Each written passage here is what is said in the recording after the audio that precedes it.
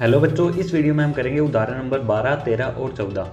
उदाहरण नंबर 12, 13 और 14 में जो भी कॉन्सेप्ट यूज होंगे उन कॉन्सेप्ट को मैं आपको साथ साथ समझाता जाऊंगा। तो चलो हम स्टार्ट कर लेते हैं उदाहरण नंबर 12 को। मान लीजिए कि ए एक समुच्चय है और एक समुच्चय है बी। हमें क्या निकालना है? A union B. ये जो साइन आपको दिख रहा है इसको हम बोलते हैं यूनियन का निशान। ठीक है, तो मैं बता देता हूँ आपको सबसे पहले कि यूनियन होता क्या है। तो देखो, ए यूनियन बी, इससे हमें देखते ही हमें ये समझ में आ जाना चाहिए कि हमें वो अवयव लेने हैं जो ए में भी होंगे, जो बी में भी होंगे और दोनों के कॉमन भी होंगे। तो इस बात से आपको क्या समझ आ रहा है कि जो अवयव ए में भी होगा और बी में भी होगा, इसका मतलब ए और बी के सारे अवयव किस में होंगे? ए यूनियन बी में होंगे।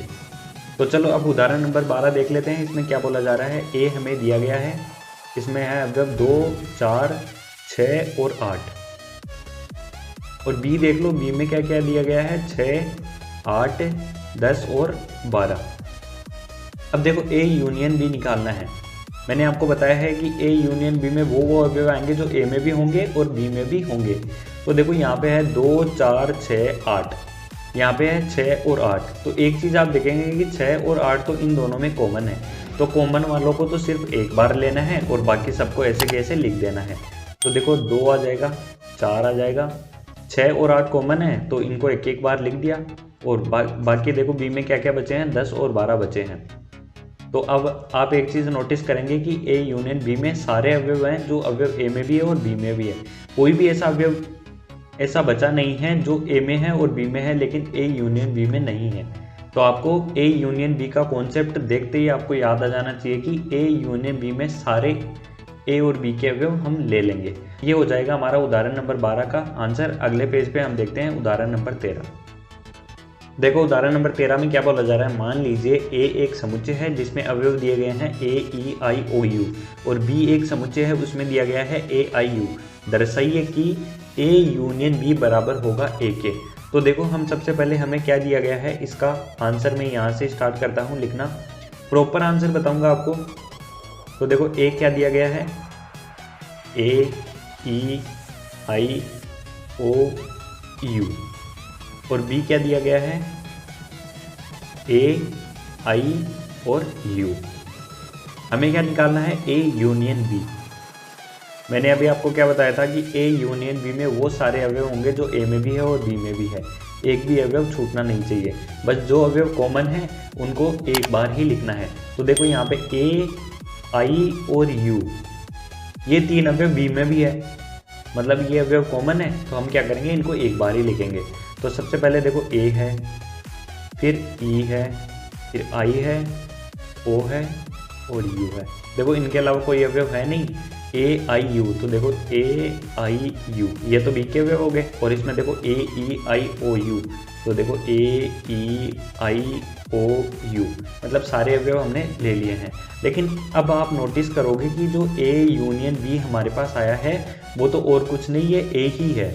तो इसका मतलब क्या हो जाएगा कि ए यूनियन बी बराबर किसके आ जाएगा? ए के आ जाएगा। यही हमसे पूछा गया था कि हमें ये दिखाना है कि ए यूनियन बी ए के बराबर होगा। तो हमने प्रूव कर दिया कि ये ए यूनियन बी ए के बराबर होगा। यहाँ अपना उदाहरण नंबर 13 समाप्त हो जाता है। अब हम देखते हैं उदाहरण नंबर 14 अगले पेज पे। देखो उदाहरण नंबर 14 थोड़ा बड़ा ज़रूर है लेकिन बहुत आसान है, मेरे साथ अब करते रहिए। तो देखो क्या बोला जा रहा है।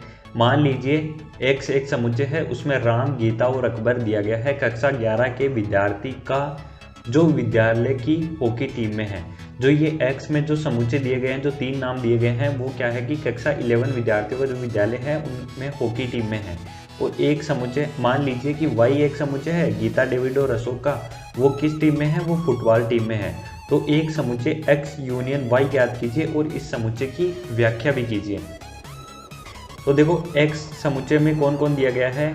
राम, गीता और अकबर।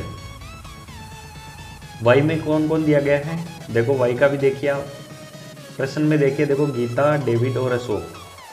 तो हम लिख देते हैं गीता, डेविड और अशोक। अगर आपको कोई भी दिक्कत आती है तो आप कमेंट बॉक्स में मेरे को पूछ सकते हो, मैं आपको ज़रूर रेस्पॉन्ड करूंगा।